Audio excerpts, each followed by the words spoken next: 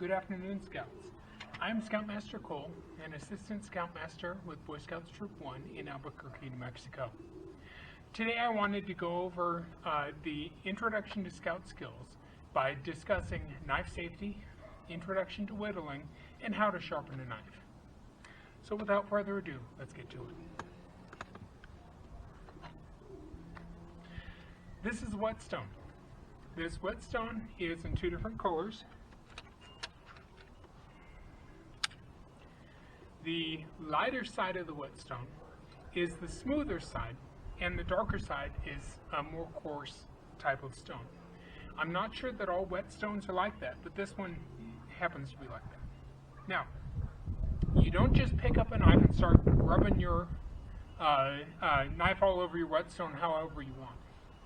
What you do is, first of all, what should a scout have with them on every single camp out, every single trip out into the woods? Water. Gorham Scout Ranch always says, hydrate or dihydrate. That's how it works. So, take some of your water and you pour it over the whetstone. I'm going to start with the coarse side. And you take your knife, and then I'm going to use the knife at the angle of the tip of the knife. It's hard to see, I know, but the way that the knife works is you've got the two sides, and then it curves in a little bit, and then the very tip has its own bevel or its own angle. So when you are handling the knife to sharpen it, you want to sit at the very tip, at the angle of the very tip, so that it will match the angle of the stone and the knife. Alright? And then you go in a circular motion away from yourself. You move the knife away from yourself. I know that the blade of the knife is actually pointing toward me. That's why I'm moving it away from myself, because moving it toward myself would be dangerous. So you take it and you're moving it away from yourself as you're going in the circular motion. Now, once you have sufficiently sharpened that part of the knife, you rotate it so that the next part of the knife is on, and then you do that part as well, just like this. Again, in the circular motion, making sure that your whetstone stays wet the whole time. Once you're done with that side, you flip the knife over. I'm going to do the exact same thing, but this time the blade is pointing away from me, so the knife is going to move toward me. Just like that. Once I've done that for a few times, I will take the very tip of it, of the knife, lean it against the whetstone, and do the same thing. You may be wondering, asking yourself, Scoutmaster Cole, how do I know if the knife is sharp? Well, there are several ways that are good to check a knife blade. Number one, you look down the blade of the knife. While I'm looking down the blade of the knife, I'm looking for areas that the sunlight glints off the blade. And I'm going to hold it up a little bit because that's where the sunlight is. And I'm looking, and I see a little spot here. Right here, the sunlight is glinting off the tip of the knife. That means that in that part, the blade itself, or the tip of the blade, has rolled over a little bit. So I need to sharpen it to get it back to where it needs to be. So again, I'm going to the darker side, the coarse side, and I'm going to sharpen just that little bit.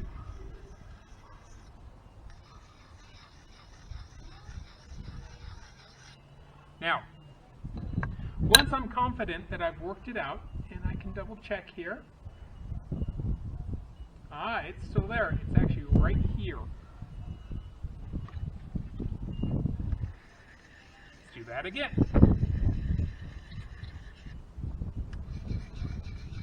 This time I'm specifically focusing on the area where I saw it glinting. I'm not sharpening the whole knife, I'm just sharpening that little bitty section. When I'm done with that, I'm going to flip the stone over. This side of the stone is not as coarse. So this side of the stone is used for refining the look of the knife, to give it not such a jagged edge and to clean it up a little bit. So we're going to, again, work the same way. I'm going with the whole knife blade away from myself as much as I can, and then I'm going to do it with the tip as well.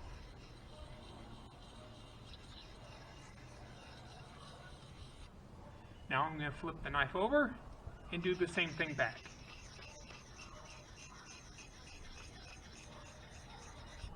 Alright, and turn it so I'm working on the tip again, and there we go. Since I had some problems with that tip, I'm going to pay a little extra attention to that tip. Try to make sure that tip is much better. Have to clean my knife after that. And it looks better. It is still a little bit glinty, but I think it'll work. Now, the other way to tell if your knife is good and sharp is the finger test. I don't want to shove my finger on it and just rip down the blade, because that will cut into my thumb. That would not be fun. So I'm not going to do this. I'm not going to push on it. Anything like that is going to wreck my day. But if I very gently push my thumb against it and pull back toward me, I can feel the knife blade catching on my fingerprint. You don't have to push very hard. In fact, you don't want to push very hard, but you have to do it directly on the knife blade. And then you're going to go along the entire knife blade, checking for spots where it doesn't grip as well. That spot that was glinting is now quite sharp. And my knife is now sharp. If I came across problems, all I'd have to do is pull out my stone again, get a little more water on it,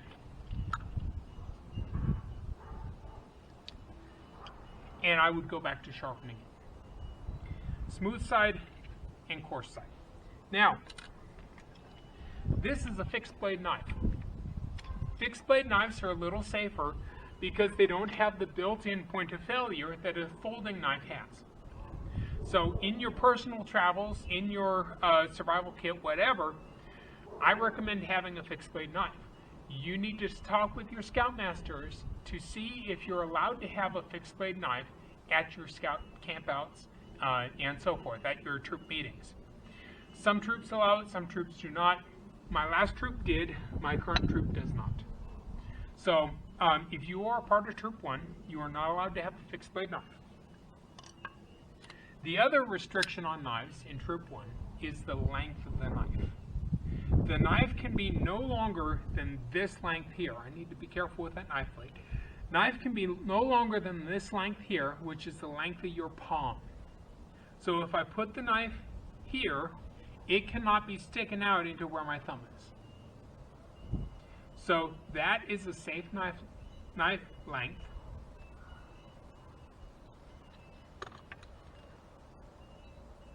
And this is also a safe knife length.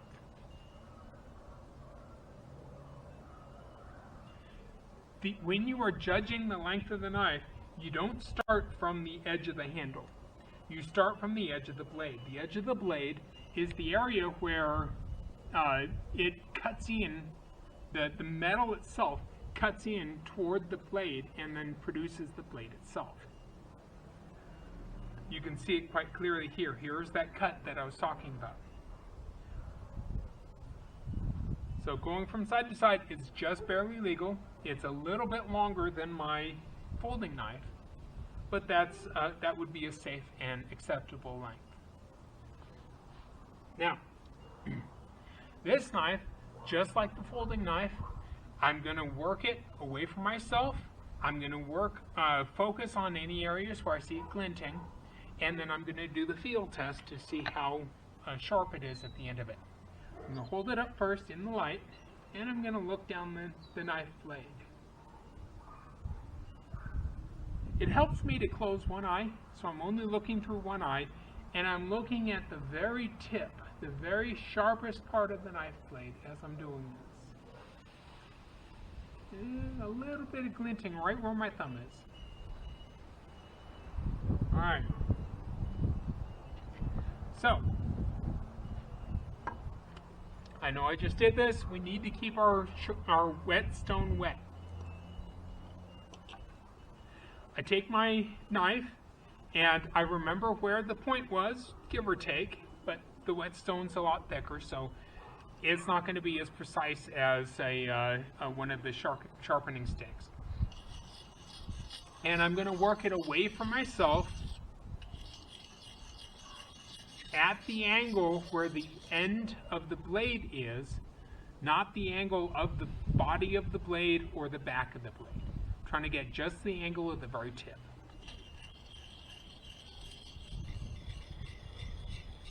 You may be wondering how to get that angle right. It takes practice. You kind of have to put it down and feel for it when you first start out.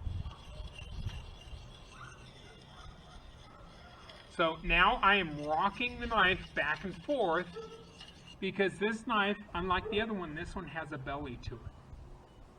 So as I'm rocking it back and forth, I'm rolling it along that belly to get the pieces that I need in line with the stone.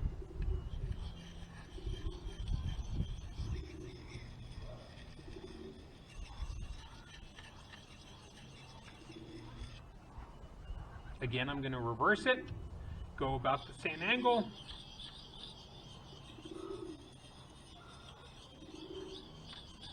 And here you can see how the knife is traveling as I'm focusing on the entire knife blade.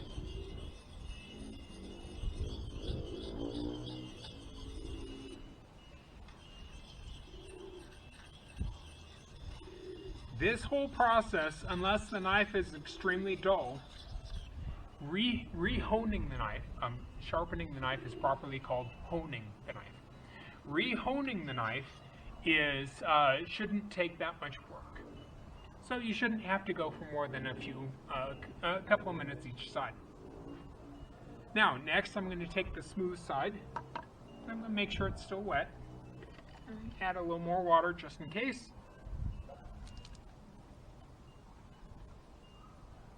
All right. Spread the water out and start working it.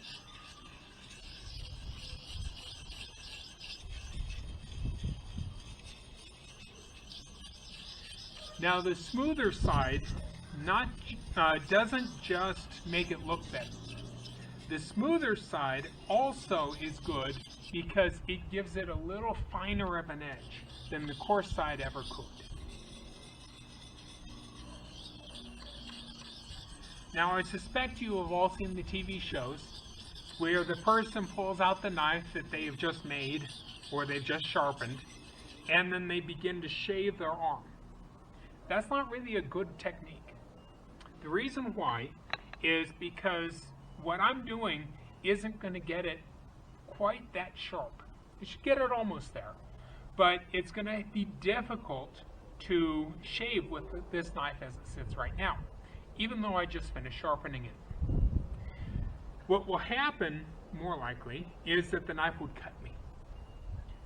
If I needed to get this knife that sharp, I would take a piece of cardboard or a leather belt or something like that, and I would strap away from myself. Strapping means that I would be running the knife along the belt away from myself. And then I'd turn it over and come back up. I don't know if my leather gloves will work for that, and quite frankly, I don't want to burn up my leather gloves by using them to sharpen knives. But the strapping itself will just finish off the edge to give it that sharpness that would be needed if I were actually trying to shave with it, which I'm not. So, let's see how it looks now. Again, I'm closing my left eye, I'm looking through my right eye, and I'm looking right down the blade of the knife. That looks nice. That looks very nice. Okay. Going to use a finger. Doesn't matter what finger. And I'm going to slide it toward me and feel the knife blade gripping my fingerprint.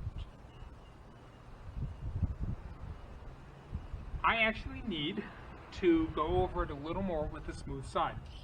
I can feel that it's not quite as sharp as I would like it to be. So once again, I'm going along the smooth side. I'm going away from myself as much as I can in the circular motion, and I'm rocking the knife back and forth to carry it, the sharpening all the way along the belly of the knife.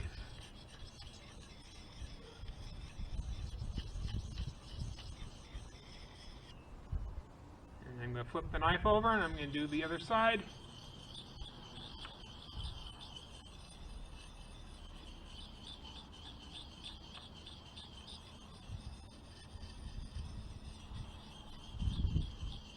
Don't forget to check the very tip of the knife. For the very tip, you're just going to focus on that little bit of piece and try to have it as sharp, as clean, and as smooth as possible. Some Scoutmasters and Scouts will recommend that you sharpen the knife like this. And that works. There is nothing wrong with that technique. I have learned that you sharpen the knife like this. That's why I teach it. You sharpen the knife like that.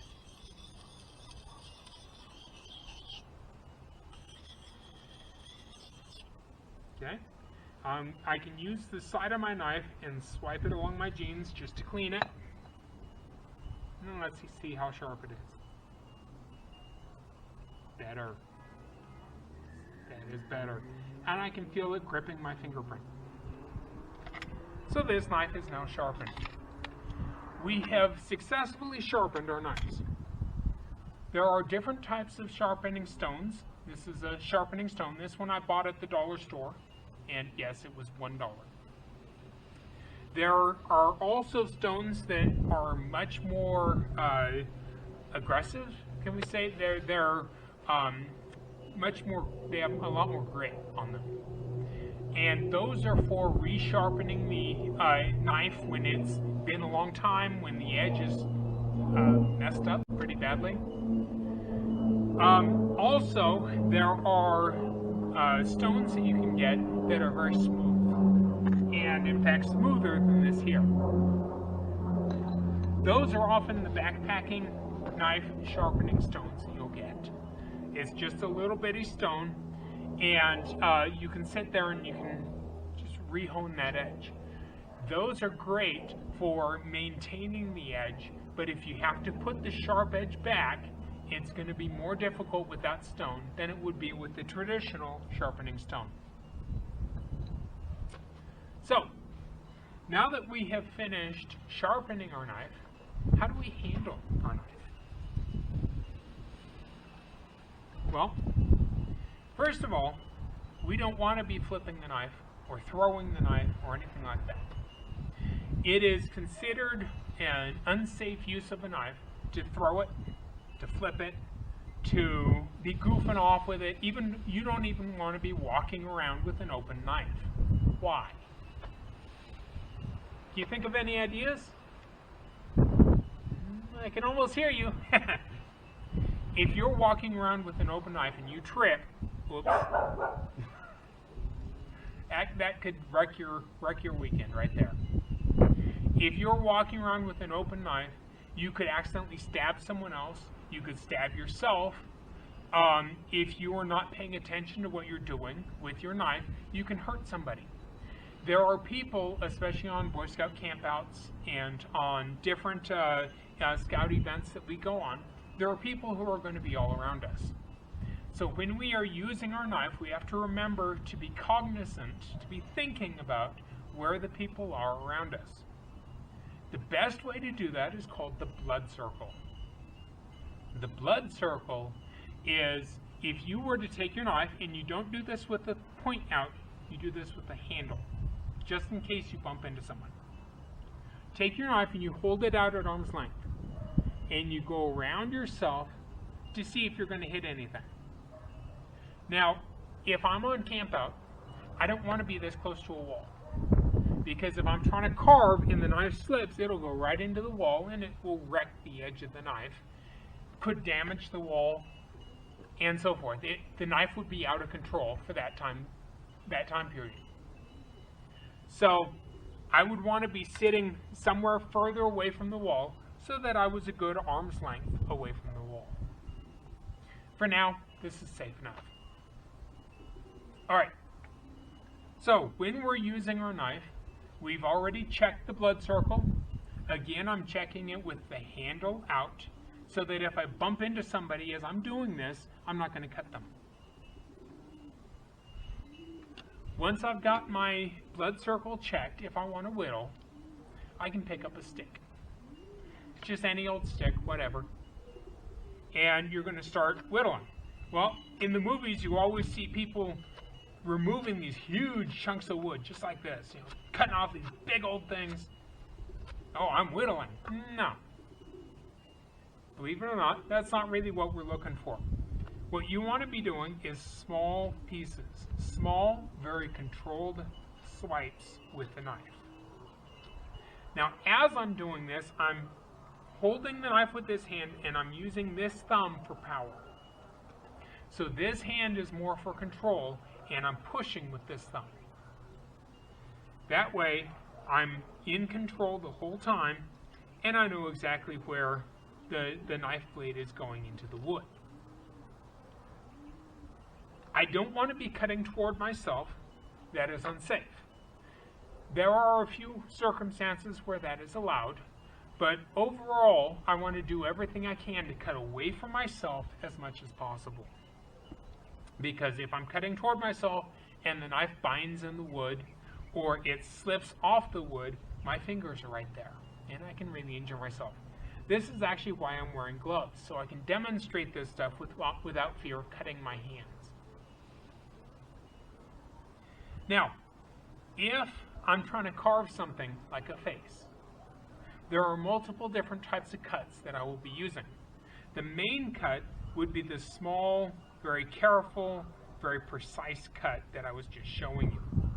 That's your simple, your standard whittling stroke. Next, you would be doing the V-cut. A V-cut is when you're cutting back and forth in a certain area, trying to remove a good chunk of wood. That was probably actually too much, but that's okay. You're trying to remove a larger piece of wood to give definition to a certain part of the stick. So, right here you can see my V cut. If I'm trying to cut a band, carve a band around the stick, I would do that, but I would start traveling back along the round edge of the knife toward me, round edge of the stick, rather, toward me, so that the knife will continue to cut that V until it extends it. And by doing that, you will carve a band into the stick. The next cut that you should learn is called the stop cut. The stop cut is a very useful cut. If I'm trying to make sure I don't cut any further, I'm going to cut into the stick a little bit, and then I'm going to cut toward that cut very carefully, very controlled, and very slowly.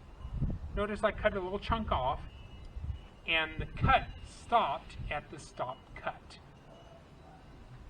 I can keep going here, stopping at the stop cut.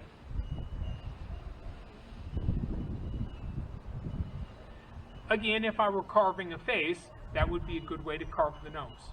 This could be the mouth, doesn't matter, whatever.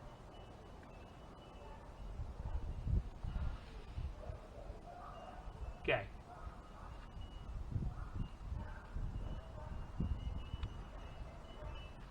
So that is the stop cut.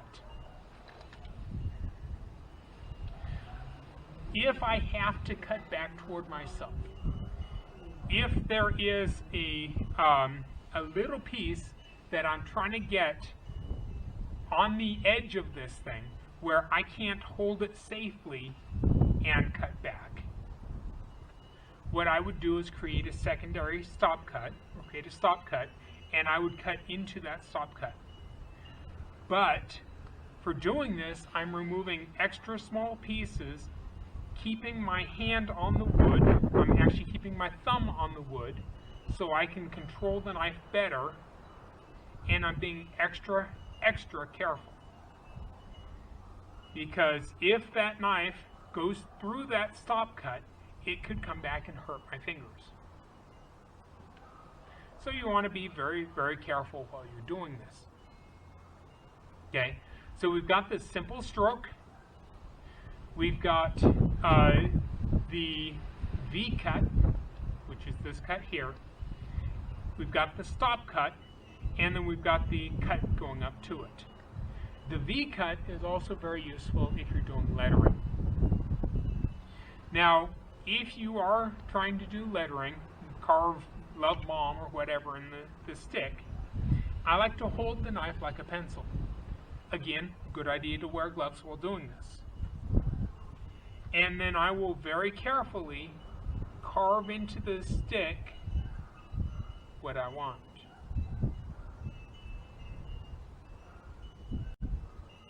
Now I'm holding the stick carefully and firmly so that it isn't going to shift or fall. And I'm holding the knife in such a way that if it slips, I'm not going to hurt myself too much. It'll stab me, yes. But I'm trying not to give myself the ability to be stabbed to the point that it would really injure me. Now, I carved those two lines in there. I'm going to go ahead and put a V-cut in there and see if I can connect those two lines.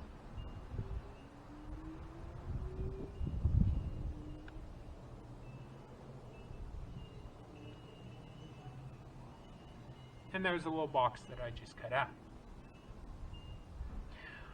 That's a good technique for lettering.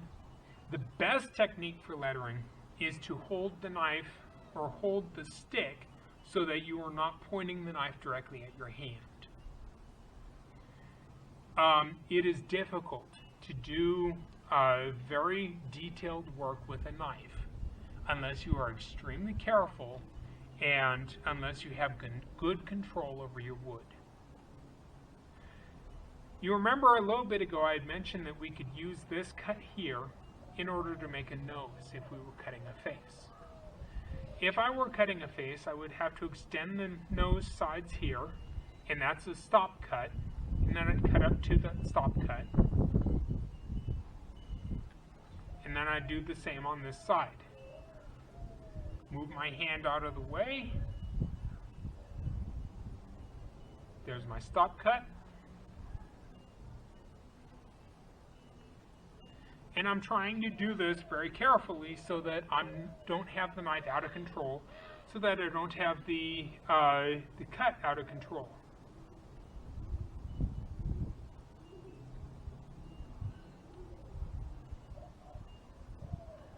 Okay. By removing very small pieces at a time, I am using the knife safely, even though I'm pointing the knife back at my hand. There's two reasons. I'm very carefully controlling the knife, and I'm wearing gloves. Less likely to injure my hand while I'm doing this. Now I've got the little nose cut out. That is a great technique for just sitting there whittling. Now I pointed out that most of the time you'll be doing these little bitty strokes. The only time that you're going to need to do big strokes is if you're trying to get rid of a chunk like this, or if you're trying to get rid of a lot of bark or a large area, if you're trying to clean a large area. That's when you want to go ahead and go with the larger strokes, keeping track of where everyone is around you. Sit there and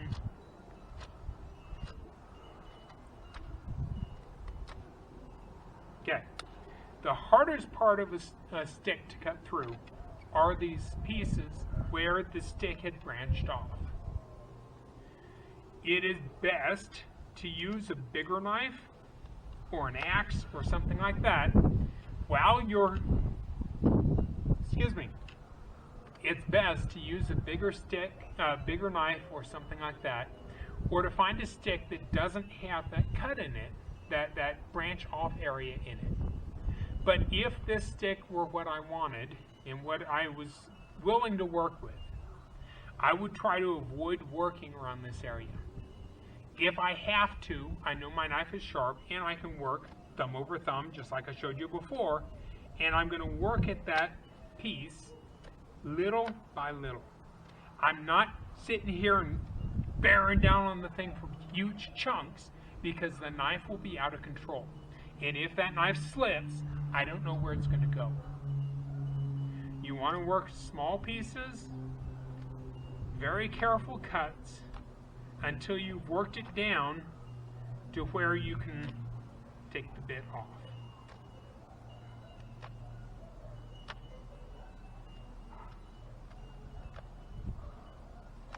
And I'm almost there.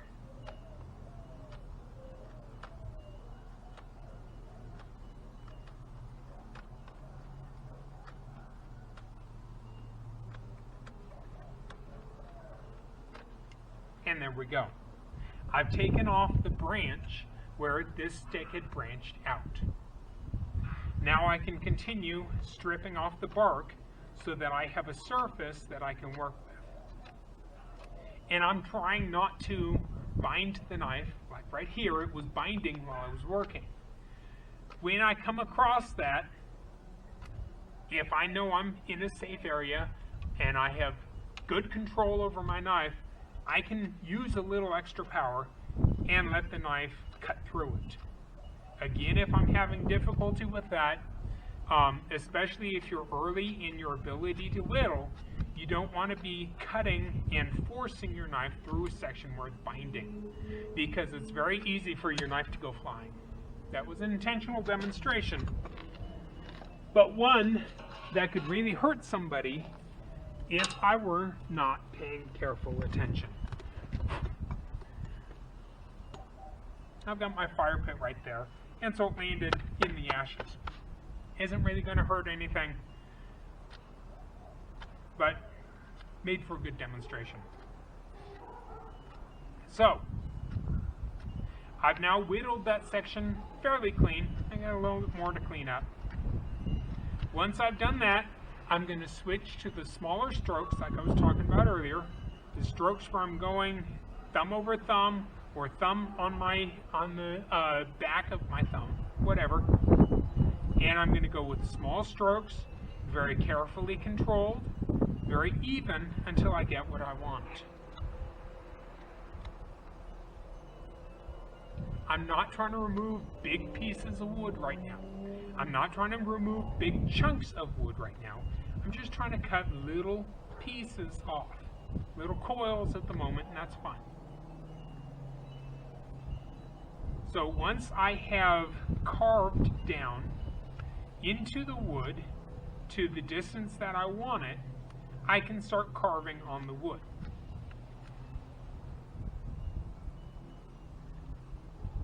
If I were to try to cut to round out the head, I would be holding the knife like this. Again, very small, carefully controlled cuts, and I'm being extra careful. You will want to be wearing gloves as much as possible,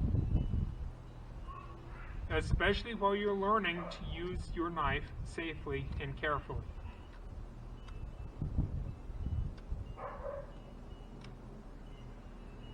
Okay.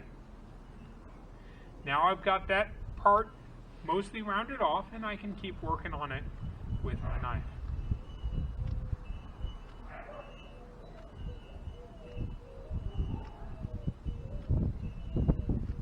Right now I'm just moving little chunks, removing rather, little chunks of wood from the tip of the stick so that it'll come out mostly rounded.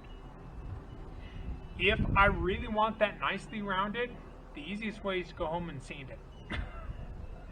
If I don't have that kind of time, what I can do is very fast, very smooth, and removing even less material strokes. then go along, not very deep, and just brush the edge of the stick.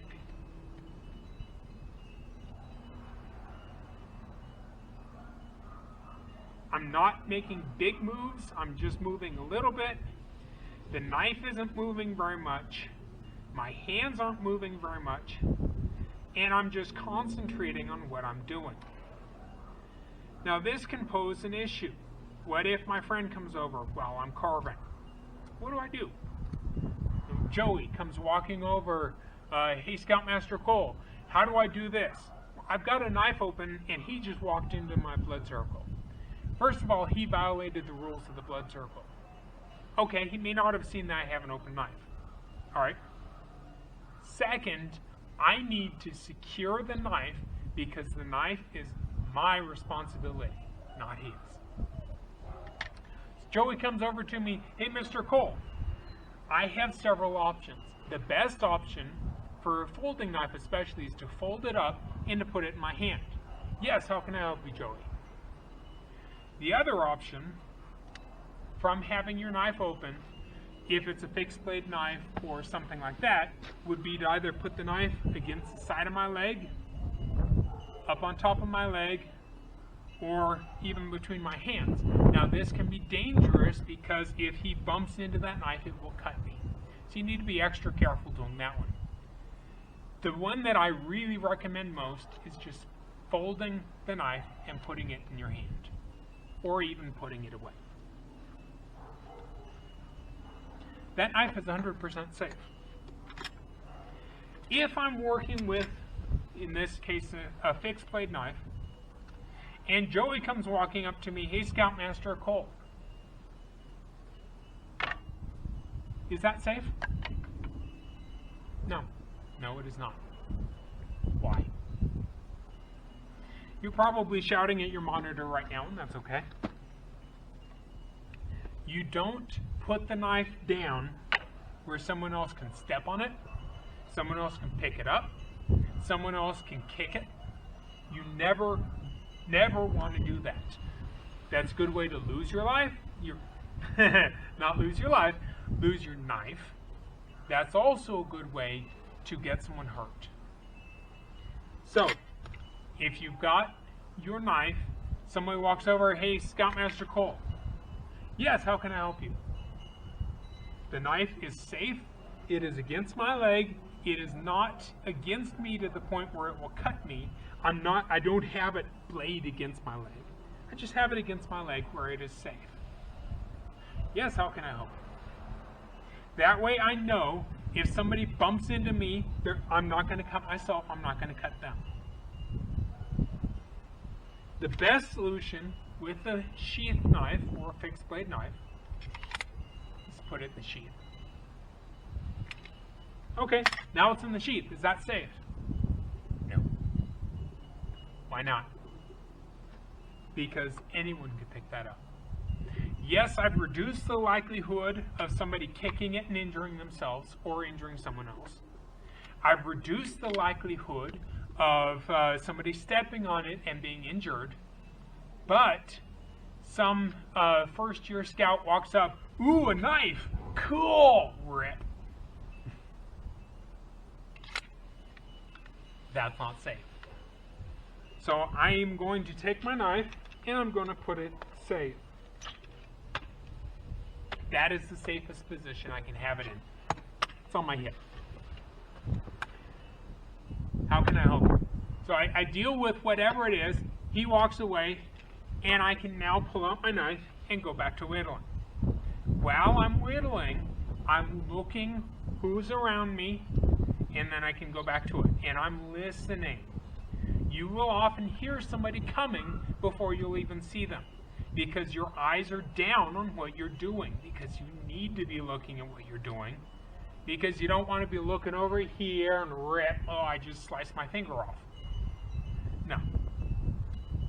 You need to be paying attention to what you're doing, and you keep your ears open. Don't wear headphones while you're whittling, because you won't be able to hear when people are walking up to you.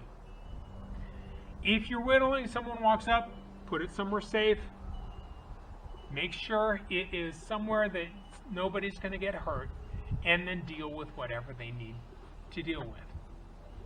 Now, how do I hand somebody my knife? For my demonstration, it's okay for me to leave my knives here on the ground. I'm the only one out here. So, how do I hand somebody a knife? If my knife is open and I'm trying to hand it to them, I don't just hold out the blade first. That is unsafe because they could grip the blade and hurt themselves. Again, I'm wearing gloves so that I can demonstrate. What I will do is I will take the knife like this and I will hold it from the spine. I'll hold the spine so that my fingers are not touching the blade, and I'll be able to hand them the knife. They will take it from me and they will say thank you. Now, most of the time, Boy Scouts are trained, before you let go of the knife, they say thank you, and then you let go. So if I'm handing the knife to Joey, who is now over here and he wants to try, he grabs onto the knife blade and he starts trying to take it. I'm hanging on to that knife because I don't know that he has it. And until he gets that knife from me, until I give that knife to him, that is my responsibility to make sure that this knife is safe. So I'm holding this knife, and Joey walks up and he grabs onto the knife. Thank you. And I let go. Now it is his responsibility to make sure the knife is safe. That is still my knife. If I see him waving it around like he's trying to conduct music, cutting big chunks of wood toward himself, whatever, I'm going to stop him. I'm going to take the knife from him, and I'm going to tell him or remind him that he is violating the totem chip rules for the Boy Scouts. The other way to hand somebody a knife, and the safest way by far, is to fold it closed. And then you can hang on to it pretty much any way you want. And you will hand it to somebody, thank you, and then they are safe as well. If they're going to hand it back to me, they don't want to hand it to me like this. They're going to hand it to me from the spine, handle first. Thank you. Or they can hand it back to me closed. Thank you. Again, thank you every time. For a fixed blade or a sheath knife, I cannot fold this shut. Therefore, this knife is always going to be exposed. That's why a lot of troops prefer that you don't carry fixed blade knives with you. So, anytime I pass a fixed blade knife, I am holding it like this. I've got the knife by the spine, and I'm holding it out, handle first to the other person. Actually, I don't even want to be holding it blade up. It's better if I hold it blade down or blade to the side. Thank you. Once they get the knife, it is their responsibility to use it safely. When they're ready to return it, they transfer it to holding it by the spine, handle toward me, thank you, and I take the knife. That is the way you pass somebody a knife. You do that in the kitchen. You do that in the when you're whittling. You do that in your training classes.